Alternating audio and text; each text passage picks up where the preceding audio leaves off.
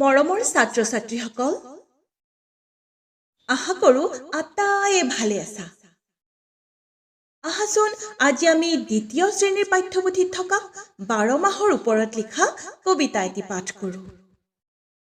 কবিতাটিৰ নাম হ'ল বছৰত 12 মাহ।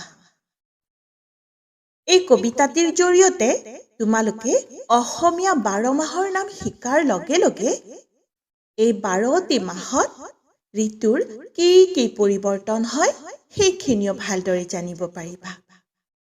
ঠিক আছে, এতিয়া মই কবিতাটি গাই যাম। প্ৰথমতে তোমালোকে শুনি ল'বা, তাৰ পিছত মোৰ লগে লগে ধৰি ধৰি ভালদৰে আওৰাবা। ঠিক আছে? বছৰত 12 মাহ। বহাগ মাহত নতুন বছৰ, জেঠত বৰখৰ,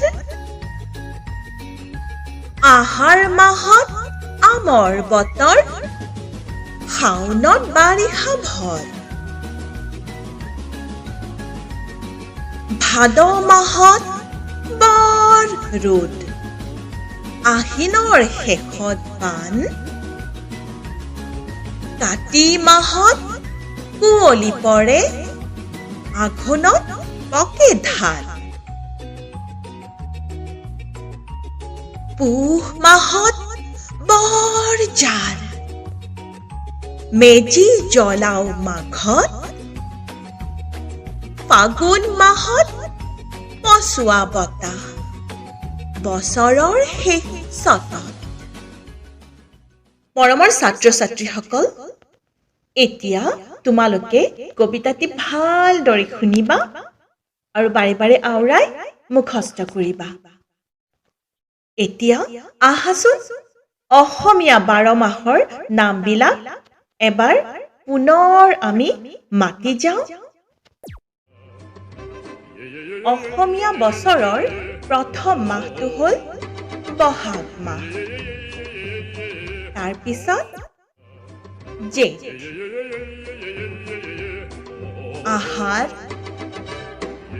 শাওন, ভাদ, আহিন, কাতি, আঘোণ,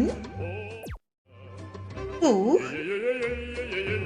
মাঘ, ফাগুন আৰু অসমীয়া বছৰৰ একেবাৰে শেষৰ মাহটো হ'ল চ'ত মাহ। মনত থাকিবনে? মনত নিশ্চয় থাকিব। এতিয়া আমি 3টি প্ৰশ্নৰ উত্তৰ দিবলৈ চেষ্টা কৰিম। ঠিক আছে? প্ৰথম প্ৰশ্ন হ'ল, অসমীয়া 12 মাহৰ প্ৰথম মাহটোৰ নাম কি? ক'ব পাৰিবানে?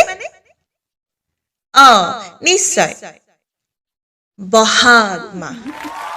শুদ্ধ উত্তৰ সকলোৱে পাৰিছা। এতিয়া মোৰ দ্বিতীয় প্ৰশ্নটো হ'ল,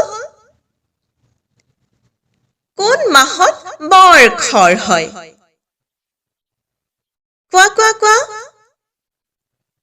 একেবাৰে শুদ্ধ উত্তৰ, জেঠ মাহত বৰখৰ হয়। ঠিক আছে? এতিয়া একেবাৰে শেষৰ প্ৰশ্নটো হ'ল, অসমীয়া 12 মাহৰ শেষৰ মাহটোৰ নাম কি?